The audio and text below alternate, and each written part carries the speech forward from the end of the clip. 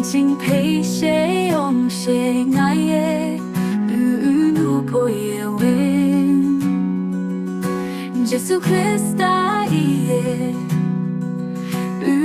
nu phei Wong shi-shao te phei pulana chao ngoh-lak-keih ku pa tangpem ngohwan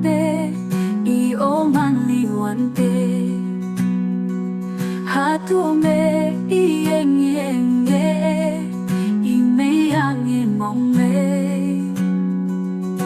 Jesu Khrista nu phei Wong shi-shao te phei pulana chao ngoh-lak-keih Jesu nang Wong pu ao pe oi malak nang ine poyang pu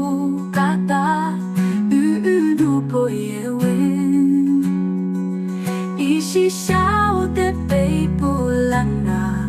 chao ngoh-lak-keih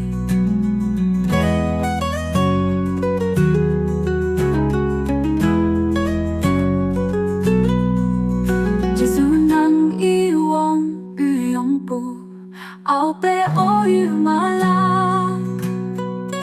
nang ine poyang pu kata nu phei Wong shi-shao te phei pulana chao ngoh-lak-keih